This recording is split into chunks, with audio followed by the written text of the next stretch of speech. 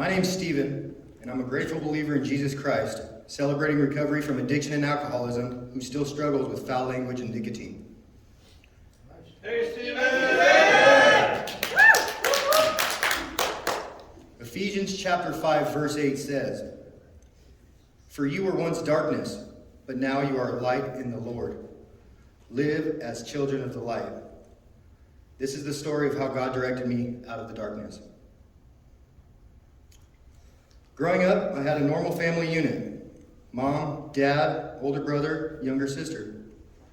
It's often said that the middle child gets overlooked. In my case, this may have been true. I was academically gifted. My siblings, however, not so much. My brother had anger issues and my sister had dyslexia. Knowing these things about my siblings, it seemed that my parents had to focus more on them. I got decent grades, I was in advanced classes, I even could have moved up a grade. I was self-sustaining and doing well without a lot of guidance. When I was in 7th grade, I stole another kid's Pokemon card collection. The police showed up to my house and took me to juvenile hall, my first taste of consequential theft. During my freshman year of high school, I discovered ditching. I also found out that sniffing gasoline got me high, and it made me hallucinate.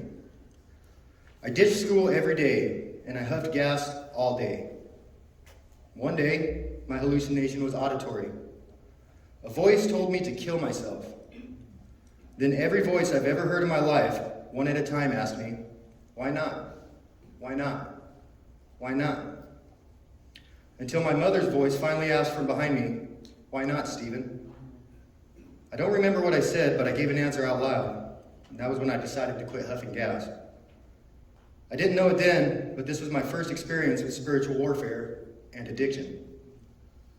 A few months later, I started smoking marijuana, another addiction, which continued well into adulthood. When I was 16, my friend threw a house party. My brother crashed the party with some of his friends. I remember him calling away from my own friends into the kitchen. As I entered, I saw a line of meth on the table. "Sniff this," he told me. Without a second thought, I did. The beginning of another, more life-threatening addiction. Over the next couple of years, I learned how to steal. Not only did I find that I could use the stolen goods for drugs, but stealing in itself became an addiction. And it seemed to me that when I was high and stealing, I was unstoppable. At 18, I moved out of my parents' house and moved in with some friends. They were addicted like me. While I was visiting my mom that Christmas, they sold the RV I lived in for a large amount of meth. All my stuff was gone, and so was the place where I lived. Some friends. Proverbs 12:26 says, "The righteous choose their friends carefully, but the way of the wicked leads them astray." And 1 Corinthians chapter 15:33 says, "Do not be misled. Bad company corrupts good character." These verses suddenly became reality in my life. I moved back home and found a new group of friends. One of these friends was into the dark arts. He introduced me to witchcraft, elemental power, and demonic worship. I learned the names of a few demons, and I prayed to them. I would whip myself and cut myself to make flesh sacrifices. Pentagrams, Latin prayers, the works. I figured the more evil I could be, the better life on earth would be, and I would surely be rewarded by Satan in the afterlife. At age 22, my dad died. My brother called me to inform me that everyone was at the hospital when it happened, except for me. You see, I was on a random street corner waiting for my weed dealer because I was coming down off of meth. When my brother told me he had passed, I remained unmoved. In fact, I used the news to get more drugs out of sympathy. I wouldn't grieve my father for over a year. Instead, I dove into my meth addiction. With the only man who ever really punished me now gone, I seemingly had no consequences for my actions and didn't have to hide my bad behavior anymore. So the drug use became blatant. After my dad died, my mom would spend the next couple of months at work or in her bedroom and nowhere else, presumably from the weight of depression brought on by the loss of her husband. When I finally realized what she was going through, it became suddenly clear to me, in my warped and evil way of thinking, her house was now my house. My friends and I would do drugs in the living room while she was shut in her room. I basically took it over. I destroyed her home. A few months later, she met a man named James, who she grew very fond of, and she planned on moving him and his kids into our house. I was told I would have to give up my room for his kids. This ate at me until I decided to leave, but I wouldn't go quietly. Side note, oh, that's later, hold on. I wouldn't go quietly. I found a few duffel bags and filled them with everything and anything I could find of value. I even found an engagement ring. This guy was going to marry my mom after he took my house and my room for his kids. I sold everything for as little money or drugs as I could out of spite. I even gave some away. I had robbed my mother and had nothing to show for it. So I went back for more and was intercepted by the police and was taken to jail. Side note, James and his kids, Shawnee, Cheyenne, and Little James, are my family now. I couldn't see it back then, but they were a blessing for my mom and later for me as well.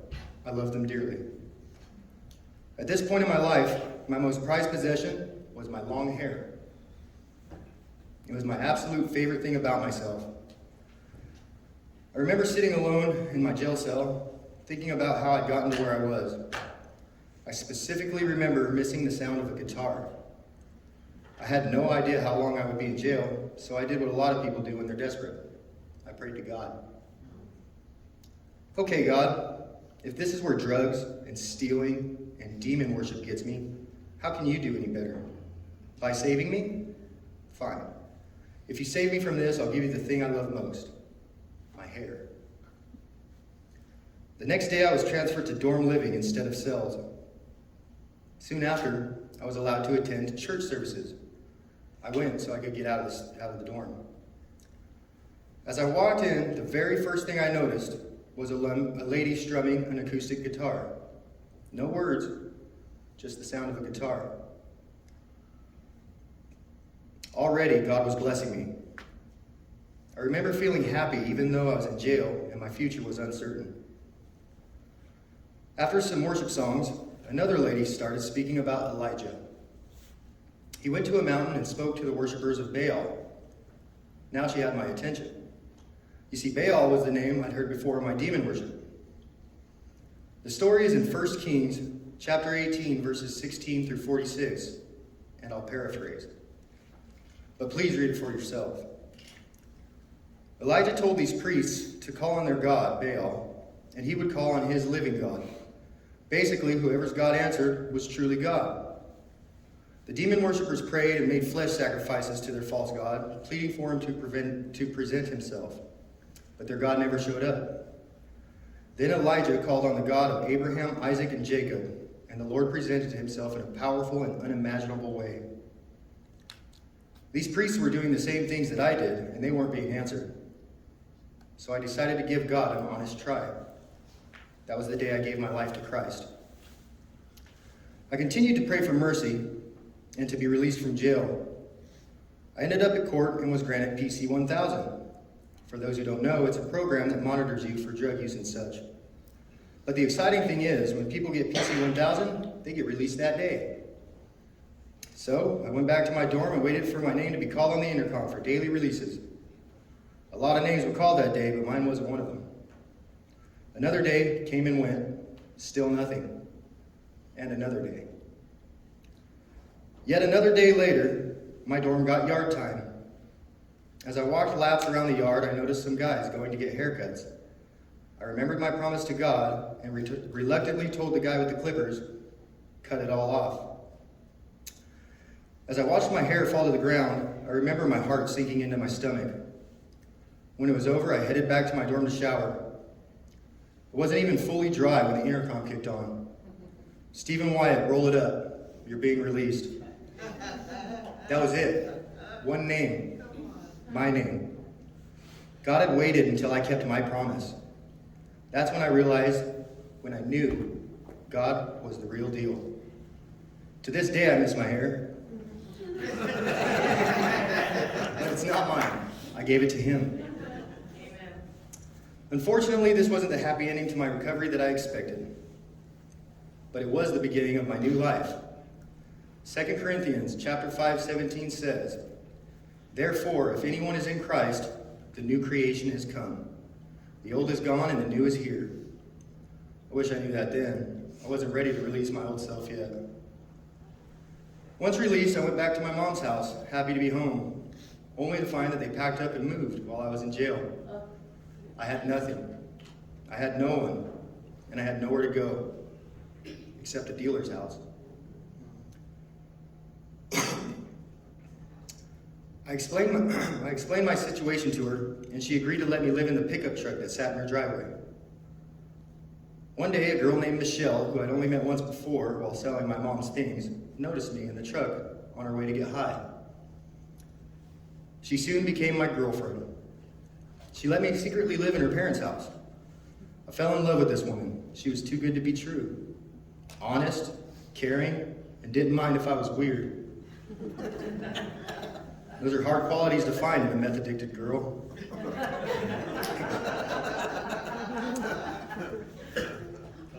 She even left her family for a little while to be homeless with me. So of course, having this perfect girl, I actively tried to find what she was hiding from me. I found nothing. I tried to catch her cheating on me. She wasn't. I tried to catch her lying to me. She didn't. I couldn't find a flaw. So of course, I kept searching, which led to fights and arguments. Later that year, my brother and I did a carjacking together, and I was arrested yet again. This time, it was 3 years in prison. Michelle said it was too long to wait for me. I had lost my perfect girl. After spending my first Christmas behind bars, I promised God I would be a better Christian. I started reading my Bible constantly, and I soon came across a verse that would help me understand how I was to spend the rest of my life.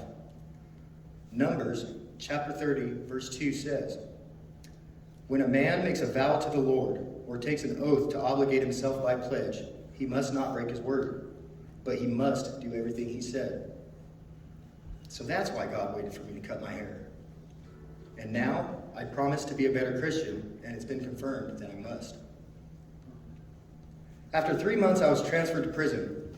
While in reception at prison, I jumped at every opportunity to participate in Christianity. Church services, Bible studies with other inmates, constant Bible reading, and constant prayer. Anything I could do to get closer to God and understanding His will for my life. 3 more months, and I was transferred from reception to a mainline facility. I ended up learning about water baptism and was baptized for the first time in the chapel at the facility. Another 3 months, and I was transferred to work in fire camp for inmates.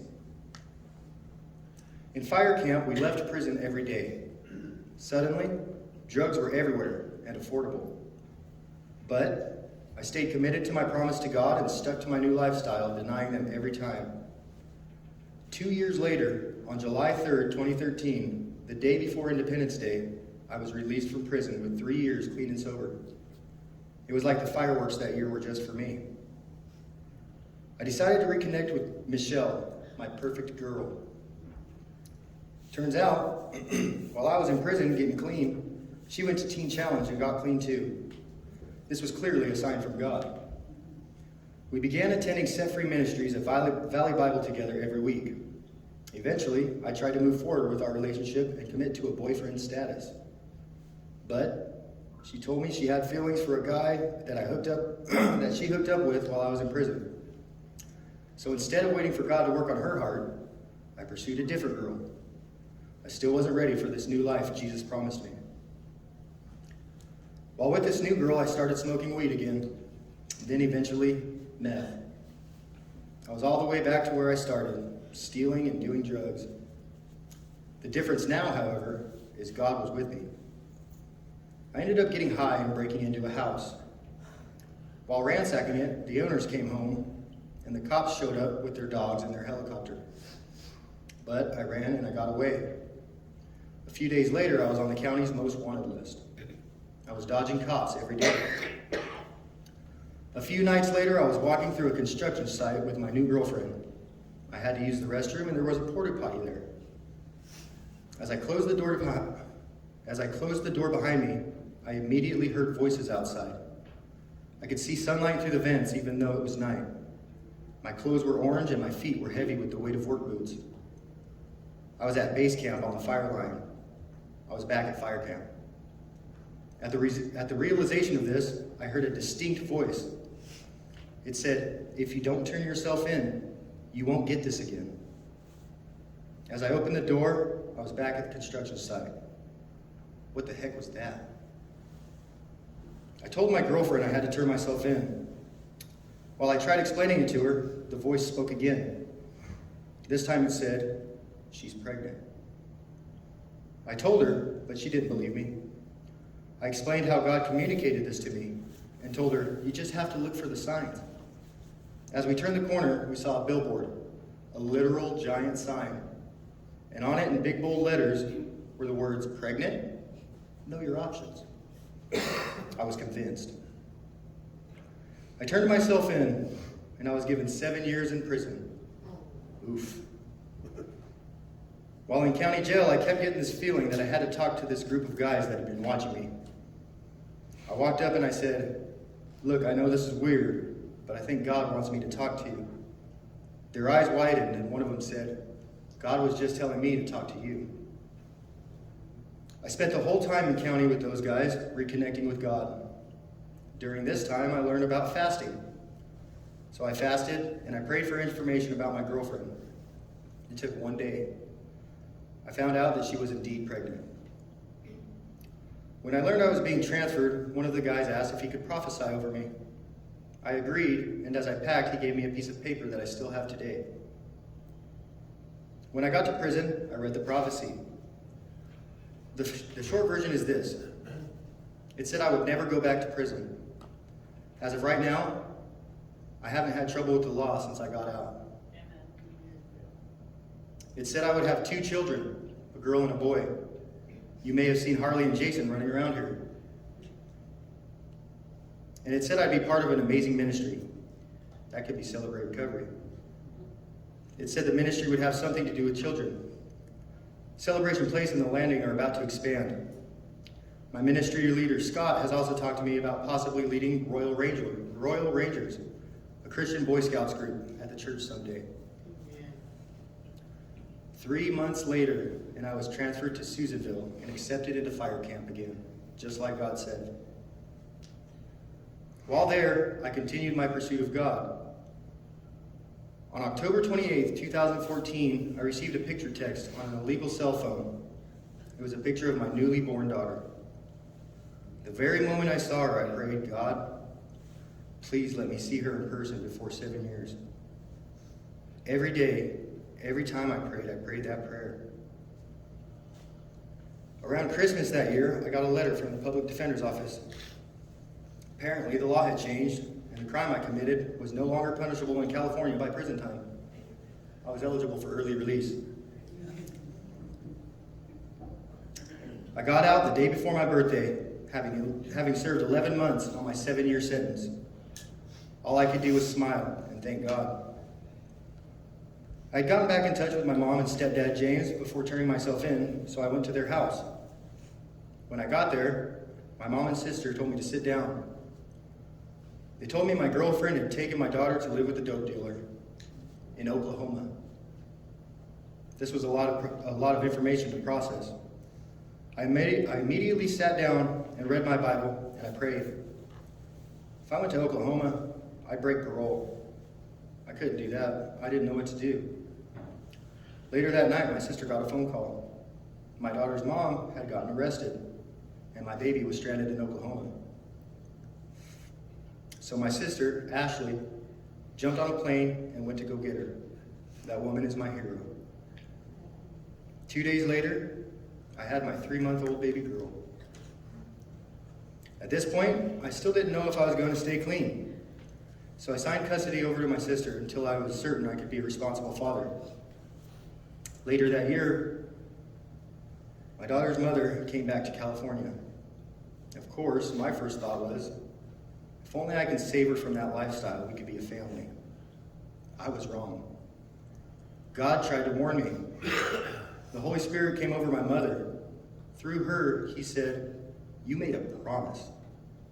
She knew nothing of my promise to God. But the roots of my addiction ran deep. I relapsed hard. That's when I started using needles. One night, I was crying because I missed my daughter. When I told my daughter's mom about it, her words of comfort were, "It's okay. We could just make a new one." That's when I knew I had to get away from this woman. So I checked myself into rehab out of town to get rid of her and my friends. And I cried out to Jesus, "I'm ready for that new life you promised me." I completed the 3-month program. And during my time there, I got a message on social media from my perfect girl, Michelle. Eventually, we started dating, and a year later we were married, and I had my daughter. I finally started working real jobs to provide for my new family. Ephesians chapter 4:28 says, "Anyone who has been stealing must steal no longer, but must work, doing something useful with their hands, that they may have something to share with those in need." So that's what I did. No more stealing, just hard work. Eventually, I was assigned a night shift, and I used alcohol to help me sleep through the day. My denial told me this was a great idea. But this quickly developed into alcoholism. I thought I had it under control. Again, I was wrong. My son was born August 3rd, 2017, and on that same day, I got a job that paid 3 times as much as I was making. Couldn't have been better timing. It had to be God. I kept drinking and smoking pot until I got fired from this amazing job for not being able to pass a drug test. I was allowed to complete a 30-day outpatient program in order to return to work. On my 30th day, COVID-19 shut down the whole city. Luckily, the program allowed me to graduate, but work was scarce. So I drank all day, anytime I wasn't working. Another year of drinking passed with no end in sight. Fighting with my wife became severe. We would drink and we would fight. I would break stuff, she would punch me. It got so bad that I consulted a divorce attorney to see if I would benefit from leaving her. Then, I ended up relapsing on meth.